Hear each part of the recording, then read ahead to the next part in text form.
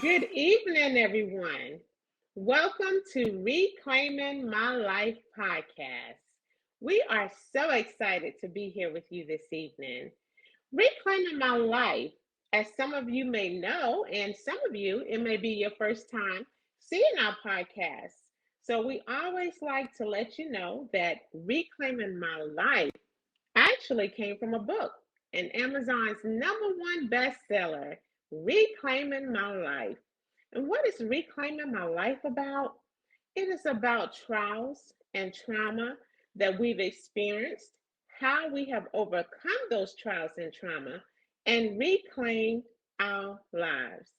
Please meet my beautiful co authors, Dr. Tiffany Tyson, Hello, welcome to the show. Thank you for joining us. the lovely Miss Tabitha Chansey, Hello, and thank you everyone for joining Reclaiming My Life.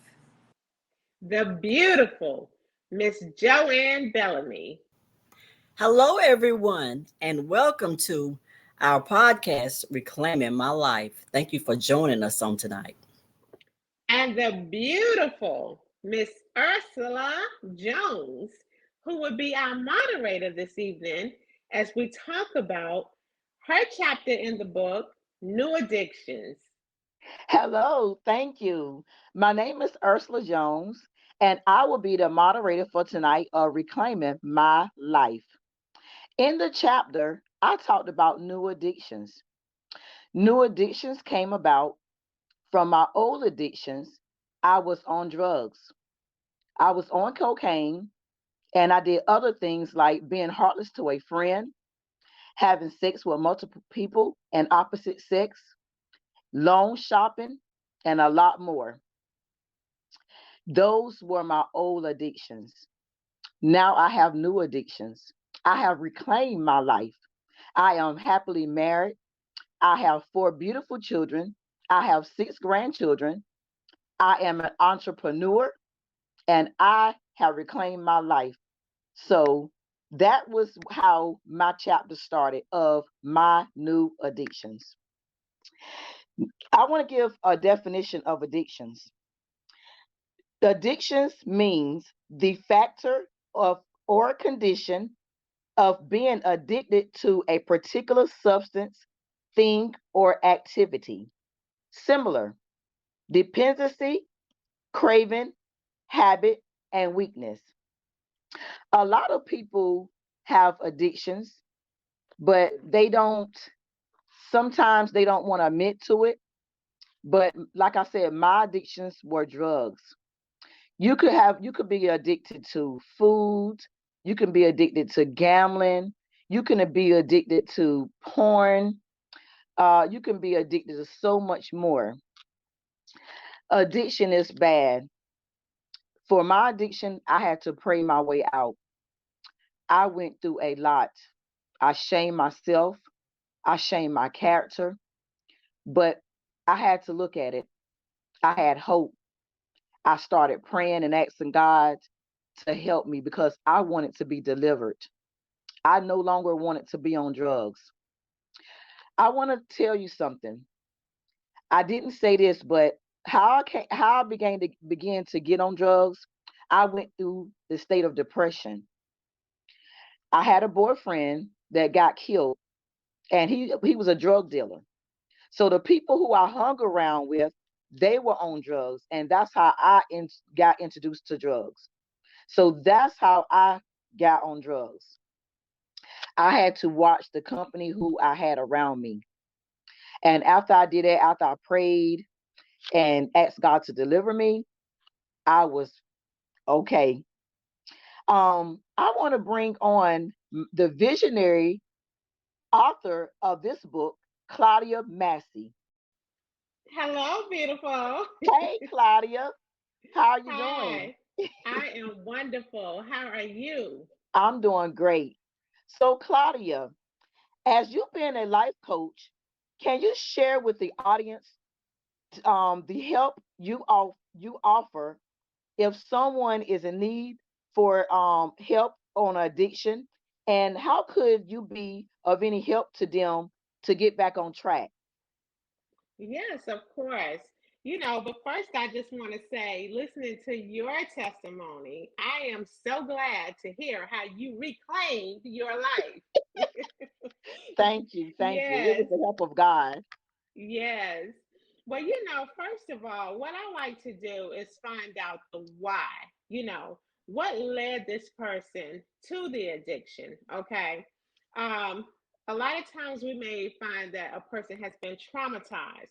So let's just use they have been sexually violated, and it could have been by a family member or anyone, just traumatized, okay? And that being traumatized and not sharing with anyone, just suffering in silence. And we're noticing behavior changes and things like that. But because we aren't talking, we don't have that talk therapy. We don't have that outlet.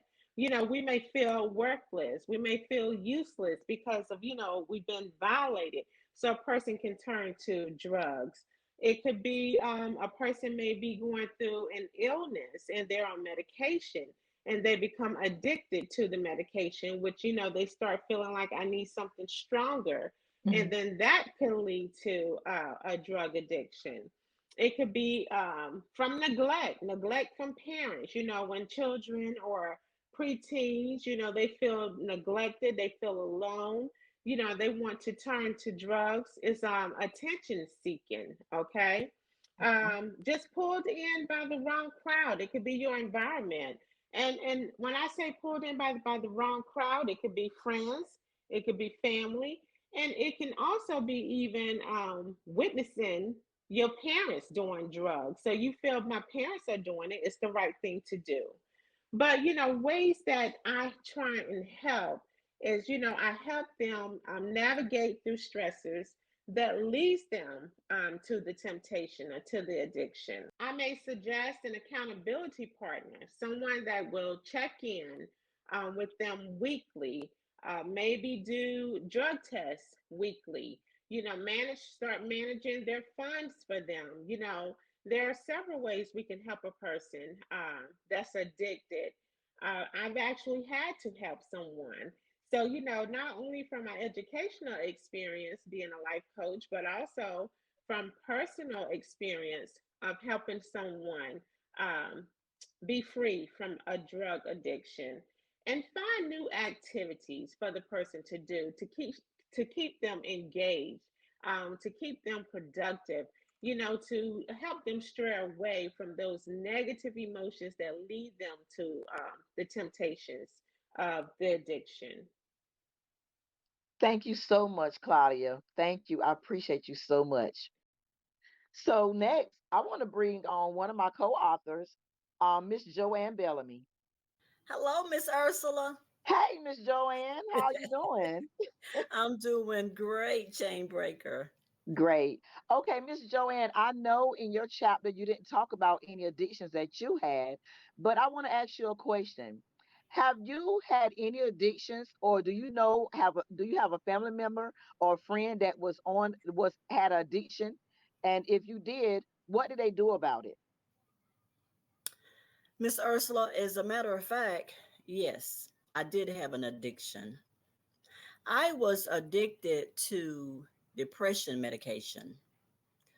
Um, I started taking depression medication because I had an illness of depression, loneliness. Um, I've always felt left out, unworthy. And that led to me taking depression medication.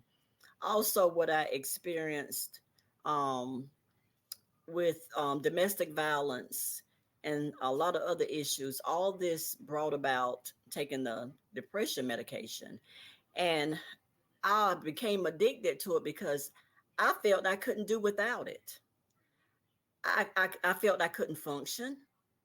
I felt I couldn't be around people. I felt like that pill was helping me to talk, to even walk, to even do housework. I felt like I couldn't do anything without this medication because I was taking it in the morning, I was taking it in the evening, I was taking it at night. And when I took that pill, I felt like I was a celebrity. I felt like I had everything under control and everything. But then after a while, I sort of noticed that I had to have something stronger because I was hooked on that so long until I had to have something stronger. So I went on something stronger to keep me, that I thought would keep me functioning and keep me going. But then I realized the effect that it was started having on my body. I started not feeling like myself. And the doctor kept telling me, you know, you need, you know, this depression medicine could hurt you in other ways. So I was like, you know what? I need to do something. I started praying and I started asking the Lord, take me off this medicine. I'm going to be in an institution somewhere. Take me off of this. Help me. So I started taking it instead of every day, 3 times a day. I started taking it 3 times a week. And see, I was so addicted until I was having withdrawals and all this kind of stuff that was going on with my body. But I stayed in prayer. I kept that faith. Then I went down to twice a week, then once a week. And I was like, okay, I'm going off of this completely. So the doctor didn't take me off. I went off myself. Wow. I reclaimed my life from Yes. that depression addiction that I carried around for years. Oh, thank you so much, Miss Joanne, for that. Thank you so Welcome. You're much. welcome. You're Thank welcome. you. I Thank want to you. call in the next co-author, Miss Tabitha Chancey. Hello. How you doing? Hello, Miss Tabitha. Yes. I want to ask you a question. I know you didn't talk about addictions in your story, but do you know a family member or a friend or even yourself that had an addiction and that you couldn't control? And if so, how did they reclaim their life? Um, Drugs I've never tried. Really, pills. I hate taking pills, so no type of things like that. However, I smoke cigarettes. To me, that is an addiction because it's something I can't quit. 98% of the people that I'm around, they don't smoke. So when I actually want to go smoke, and they say something like, "Don't smoke that cigarette," I actually get angry because it's something I don't want to do. I pray for God to take this want away from me, the smell, the urge. So it bothers me when somebody says something about it, and it's something I don't want just as bad as they don't want me to do it. But I consider that as an addiction because it is something that I'm doing that is so hard for me to quit. And I don't think I've ever had to battle anything this hard in my life. But smoking has been a challenge for me. And people look at it as something matter, something normal. No, smoking to me is probably just as worse as someone that's doing drugs that want to get off because it's something that I just cannot stop. And I pray about this thing. So, yes, I consider me smoking an addiction. And I'm ready to reclaim my life on that part. Wow, that's amazing, Tabitha. I feel you on that because I used to smoke cigarettes and I know it's hard. I know what you're going through. I appreciate you and everything that you said about the addiction. Next, I want to bring on Miss Dr. Tiffany Tyson. Hi, beautiful. Hello, Miss Tiffany Tyson. Um, Miss Tiffany, could you sum up the addictions and give us, the audience, some information or number or place or something that somebody that has an addiction, will have hope? Because when I was on addiction, I didn't have, like, I prayed, I didn't have no friend to go to. I didn't know about nobody, no kind of help, extra help I could have went to. I think if I would have, I probably would have got off the addiction sooner, or it probably wouldn't have led that bad. But I didn't have any help. So could you tell the audience some point of views, of addictions and how they can get help and where they can go and what they can do? Sure. So it's important to know that addiction can actually affect the entire family. And so it's important not for only the person that's using the drugs, but also the family to get help as well, because they're watching their loved ones go through this, and sometimes they may feel helpless, like they don't know how to help them. So one thing that the individual themselves can do is either seek counseling. And so counseling is available through either an outpatient setting or either through a health coach. There's also detox programs. So hospitals do have detox programs, and you can actually go to the hospital and let them know, especially if you're dealing with alcohol. There's a 7-day detox program. There are also residential programs if you feel like you need a longer stay. There's residential programs. For the family members, there is Nar-Anon. Nar-Anon is for Narcotics Anonymous. It's also helping the family members who have loved ones that are abusing narcotics. There's also Al-Anon, which is also for family and friends of individuals that are abusing alcohol. It provides support for them as well. And some of these programs offer a 12-step program. There's also Alcohol Anonymous. There's also Narcotics Anonymous for the individual that's actually dealing with opioids or Percocets or also alcohol. And these are often 12-step programs. And there's even religious based programs that offer biblical help. They offer different activities as you're going through these 12 steps. And sometimes they have yoga, sometimes there's art involved. And then they also have therapy as well. And in these groups, they have people that can be your support or your mentor. And if you're struggling, like someone mentioned earlier, they had different cravings or different triggers.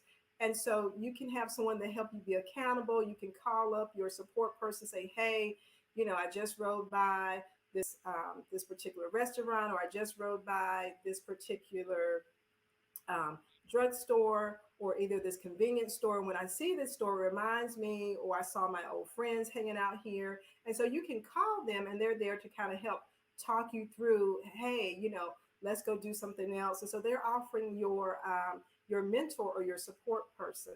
And there's also SAMHSA, and we'll put the 1-800 number up. There's also SAMHSA is a 1-800 number that you can find different support groups within your area, whether you live in Houston, whether you live in LA. There are different, SAMHSA has a 1-800 number that you can actually go to and find these different support groups. And so there is help out there. The important thing, though, if you have a friend or a loved one that's going through this, not to be judgmental, be compassionate about what they're dealing with, and understand, as Ms. Claudia mentioned earlier, there are different reasons that people become addicted. They may be experiencing a trauma, or they may be dealing with depression or anxiety. Some people are self-medicating, or say if they've just had surgery and they're having pain. And sometimes individuals can become addicted to the pain medication. And then also helping loved ones recognize, if you're at home, if you have a loved one, recognizing the signs of abuse to be able to help that person. And sometimes when you ask that person if they're using, they may be in denial. They may not tell you that they're abusing because they don't want you to know. And sometimes they may feel shameful or embarrassed that they're even, in this particular place. And so it's important when you talk to them to be compassionate and non-judgmental, provide a listening ear. And then, like I said, list some of these resources or talk to them about different resources, or, hey, I know this particular community health center. They're here. They're able to help you with your addiction. Thank you so much for all the information, Dr. Tiffany. I really appreciate you. You are So so now I want to turn it back over to the visionary author, Miss Claudia Massey. Thank you so much. Thank you, Ursula. Thank you for sharing your story and giving hope to others that are actually going through such a challenging time with an addiction. And Dr. Tyson, we thank you for all the information, all the resources that you have given tonight. Thank you so much. If you are looking at this podcast, we thank you. We thank you for tuning in every Monday night to join us. I'm sorry, that's every Sunday night to join us. We thank you so much. Also, if you would like to book us, please do so. You can go to our website, which is reclaimingmylifetour.com. That's reclaimingmylifetour.com. You can catch us every Sunday at 4:30 p.m. Eastern Standard Time on Preach the Word Worldwide Network. If you are in Atlanta, Georgia, you can catch us on the local TV station, which is WYGA 16.5. But you can always download the app, Preach the Word Worldwide Network, and catch us live there. We thank you as always for your support, your love, your encouragement. If you or a family member, if you're going through anything tonight and you need to reclaim your life, always know that there is hope for healing. Thank you for joining.